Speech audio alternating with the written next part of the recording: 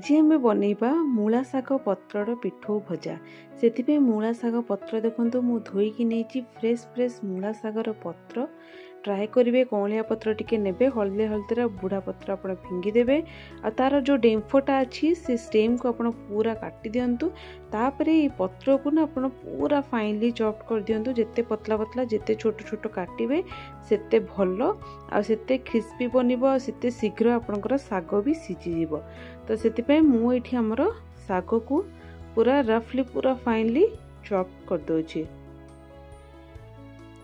आउ यही पिठौ भजा आप इंस्टांट बनै पारे। आपण लंच पूर्वर बहुत भल लगे पिठौ भजा खाया को, बहुत सहज बहुत सांगे सांगे भी हो जाए। ना मन रे धारणा आसे कि शाग भजा शागटा आमर सीझिबो कि नहीं, बट किंतु शागटा आराम से सीझी जाउची। मुइटा प्लेन पिठौ भजा करेबी, एतरा किछि ऐड करूनी। आपण माने चाहिए आलू भी ऐड करि परिबे, पियाज भी पकई पारिबे, तो आपणकर सब चॉइस।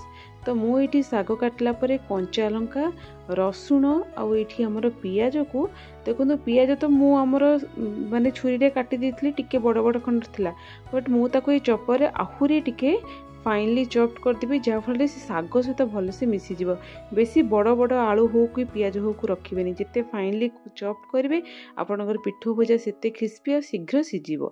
तो ये मुना चाउल गुंड 1 कप नहीं जाइए, बेसन आमर 1/4 कप नहीं, जीरा टिके पकई दूची, हल्दी गुंड टिके देदेबा, एथिरे पकईदेबा आमर टिके चिली फ्लेक्स, टिके टिके राग लगे भल लगे। तापर आम स्वाद अनुसार लुण देदेबा आउ एहाकु वर्तमान आम भल भाव में शाग सहित गोलैदेबा। आउ एथिरे आपण अल्प अल्प पानी देदेबे। आउ एटा को आपण बैटर बनै दिंतु, बेसी पानिया बैटर करेंगे, पूरा मीडियम थिक रो बैटर करेंगे। कहीं जे आपण माने जानिथिबे हमर पानिया हे गले पिठौटा सेट हेनी ठीक से टिके मीडियम थिक रखिए। जदि आपको दरकार पड़े आउ टिके चाउल गुंड पकई पारे, आपको बाइंडिंग रे जदि लगुच कि टिके कम हो गला देन चाउल गुंड हो ना बेसन हो बेटर आप चाउल गुंड पकेबे। चाउल गुंड पकेले आपंकर क्रिस्पीटा बेसी भल हुए।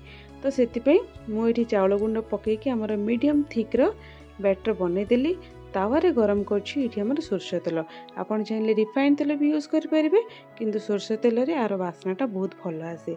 तो मुझे पूरा पतला पतला छोट छोट आमर ये पिठौ भजा करुँची। मोटा मोटा कले आपको टाइम लगे सीझा को, तो से पतला पतला करूँ, शीघ्र आपंकर तावारे कुक हो। गैस फ्लेम को लो मीडियम करके आप उल्टे पुल्टे माने उल्टे पुल्टे कि एटा को आप कुक करेंगे, जमीक ये क्रिस्पी हो माने शाग भी भितर भी सीझिब। से लो मीडियम फ्लेम रे एटा को आपण कुक करंतु। मझे मझे एमती उल्टे दूथे आउ टिके कलर चेंज हो गला, टिके क्रिस्पी हो गला, जिते देखिए आपन जानबे आपणकर ये पिठौ भजा रेडी हो जाइए। तो जिते लो मीडियम फ्लेम रे जिते स्लो रे कुक करेंगे आपणकर पिठौटा सेते क्रिस्पी हम। बेसी आपण हाई फ्लेम रे करेंगे, ना यहाँ सीझी नथिबो पोड़ीजिवो। तो से केयरफुली आपण करेंगे। तो ये बर्तमान आमर पिठौ भजा रेडी हो जाइए। तो मु एटा को एबे गोटे टिश्यू पेपर को काढ़ी दौछि। यही मूला शागर पिठौ भजा खाइबा को बहुत ही स्वादिया लगे। मूला शाग खाइला भाया बिल्कुल लगेनि कि मूला शागर कौन से फ्लेवर आसेनी। एमिति आपण बनातु आउ एटा को पखाल भात सहित अथवा भात डाली सहित सर्व करंतु।